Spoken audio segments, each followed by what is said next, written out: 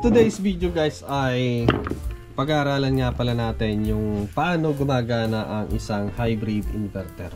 So ito binuksan ko na po, wala na po siyang bahay.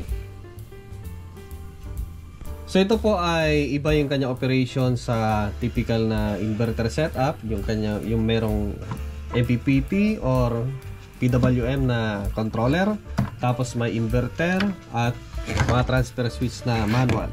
So dito ay fully automatic. So kung medyo naboboring kayo, medyo nalilito sa topic na to, pwede kayong mag-scroll ng ibang mga video ni Juan Dilusag kasi talagang napaka-boring ito talaga guys.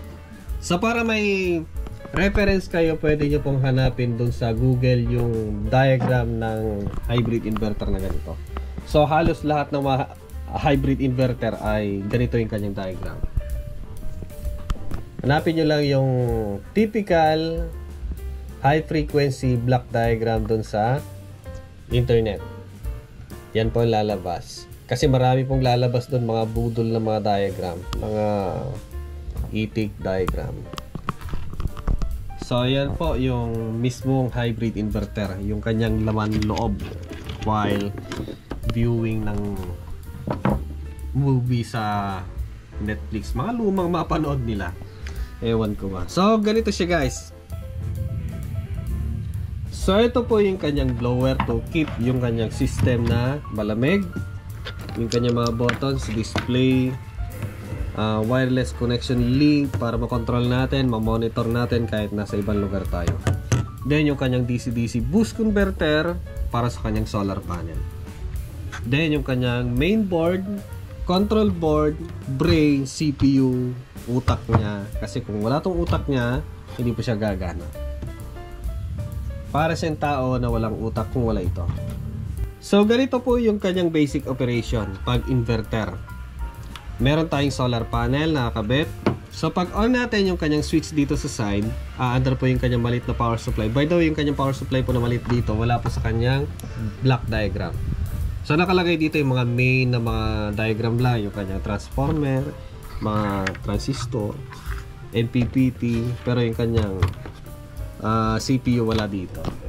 So parang reference lang siya sa mga pinaka sensitibong mga parte lang, yung mga madalas na masira lang. Okay, pag under natin dito, pa-under niya yung kanyang CPU or yung kanyang driver unit. I-check niya ngayon kung may solar, available ba yung solar natin, sufficient ba yung kanyang napuproduce na energy para paandarin yung kanyang mga transistor dito para hindi na mag boost dito galing sa battery. So ganun po yung operation niya kasi pag hybrid. Pero pag inverter kasi basically from battery to AC. Yan. Bahala po yung kanyang MPPT na mag step down from solar to 12 volt. So dito ay hindi. So yung solar panel natin, kunyari ano po produce niya ay 200 volt DC. I-boost up niya into 300 volt, 315, 318, then i-convert niya kagad into AC. Ngayon, pag na-sense niya na medyo mababa yung laman ng battery, yung DC na yun na 315, paandarin niya ngayon ito pabaliktad. Then magkakarga to battery. Pero kung na-sense niya na hindi kaya nung solar panel, pag na-sense nung kanyang CPU na hindi kaya nung solar panel, ngayon ay mag-i-invert siya. Yung galing sa battery, yun yung magiging i-convert niya into higher voltage DC-DC boost converter maliban dito. Yun po yung trabaho nito. Yun din ang trabaho nito. I-boost up lang niya from 12 volt to 315, 318 volt DC, convert niya into AC. Yun. Ngayon, pag na-sense niya na merong AC at hindi na kailangan na gumana ito, itatransfer niya yung galing dito sa AC. By the way, hindi na natin nakita ito, pero nandito siya lahat. Hanapin niyo na lang po sa Google, nandun po siya. So kompleto na po siya, meron siyang ATS. So pag naramdaman niya na mayroong AC, meron siyang AC sensor dito. Ito po, papunta dito, then yung link papunta dito sa kanyang brain. Pag na-sense niya na mayroong AC, itatransfer niya ngayon yung supply into AC sa output. Yan. Ngayon, kung walang present ng solar panel, automatic na yung AC, i-feed niya yun dito, pupunta sa mga diode at transistor pala, pero meron siyang parasitic diode sa loob, yun yung magiging diode. So double purpose pa yung operation ng mga transistor na to, or IGBT. Ka-convert niya to DC. Ngayon, itong mga transistor na to, ito yung mag-oscillate from 200 volt, yung galing sa AC, yun yung magkakarga. Paanda rin niya ngayon ito, magiging step down siya. Yung mga transistor dito, meron siyang parasitic diode, yun ang gagamitin na to convert AC to DC, papunta sa kanyang battery. Medyo technical po masyado ito, kung hindi nyo maintindihan, scroll na lang po kayo ng ibang video ni Juan Dilasag. Ngayon, dahil nga sa merong solar, kaya ng solar, maghahati sila kung just in case. Pero kung kaya ng solar na kargahan yung battery, ika-cut off niya yung kanyang AC. Depende po sa ampere na kayang ibigay ng solar panel natin. Okay? So, kung sakaling nag-cut off ang kuryente dahil sa mayroong laman, ito, always na may laman to sa pagkaalam ko, basta may solar panel tayo, kakargahan yan, or kung may grid, kakargahan yan. Always na may laman yan, just in case na magka-interruption yung AC, automatic na i-convert niya into AC. Again, yung galing dito sa capacitor. Okay? So, ang bilis po, kung minsan nasa 10 milliseconds, 5 milliseconds. Depende po sa feature ng ating inverter kung gaano kabilis yung kanyang transfer. So, hindi po siya kagaya ng typical na system na ginagawa natin nung una na merong inverter. So, kung nag-brown out, lipat natin yung ATS. Kung may ATS na, hindi maganda. MTS pala, manual. Pero ngayon, meron na nabibili na mga ATS, automatic. So dito automatic kasi. Ang trabaho lang talaga nito ay boost converter. Buboost niya yung kuryente galing sa solar. Ayan, yung DC, meron siyang transistor dito, then diode, rectifier diode, meron siyang sariling capacitor. Yung ginagamit ko kasing hybrid inverter, isang capacitor lang yata 1000 watts lang naman. Ito kasi 3 kVA. Ito yung kanyang mga current sensor.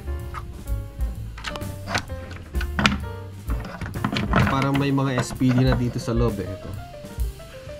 Kasi may nabuksan akong SPD, ganito lang naman yung laman sa loob. Nakapag sobra yung kuryente, yung voltage, magkakaroon siya ng interruption. Ayan. Malalaki yung kanyang relay, yung ATS niya. Ito naman yung link sa ground. Ngayon kung baliktad yung grounding natin dito sa kanyang input, AC input, hindi siya mag-engage. Pero kung tama at merong grid, ililink niya yung ground doon sa body ground ng ating linya dito para hindi makakuryente. Yun. So napaka-complex yung kanyang operation. Sa isang board, isang system, napaka-automatic na siya. Ang kagandaan nito yung mga hybrid ngayon, meron siyang link yan. So, pwede mo siya makita via wireless. Isa pang gusto ko sa hybrid kasi, hindi kagaya sa mga inverter na mga hiwa-hiwalay. Yung mga driver ng mga IGBT, mga MOSFET, naka-isolate from high voltage to low voltage gaya nito. Kahit itong mga high voltage na transistor na to, meron siyang photocoupler ang ginamit. So kahit nagkakarambol-rambol, kaputok-putok na yan, hindi papasok yung kuryente dun sa mismong driver unit. Sa Ilocano, agpatingga dala giant, handaw mo nag-ituin. Pasensya na po, nag-Ilocano. So ito kasi ay baliktaran po siya. Parang aircon na reverse, meron siyang reverse operation.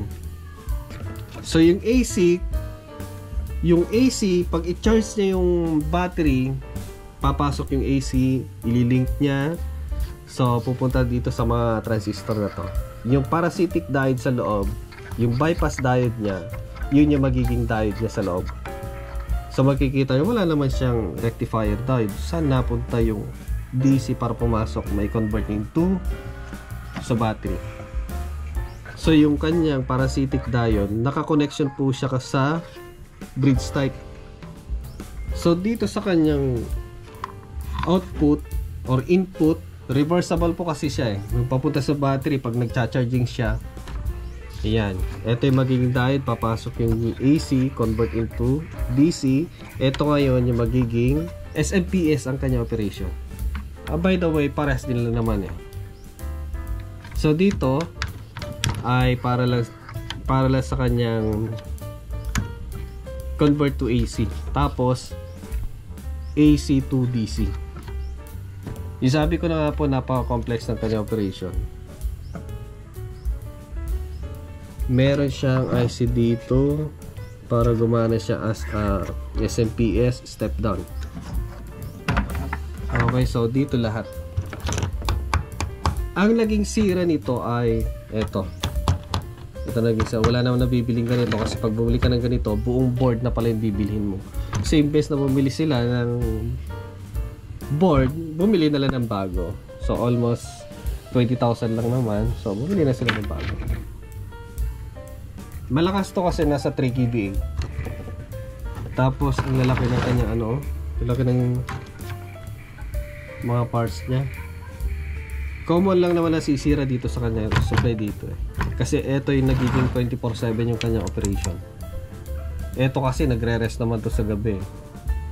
Tapos kung may kuryente naman, minsan nagre-rest naman yung kung full yung ating battery, may kuryente, ililink niya lang to output yung mismong pumapasok na AC.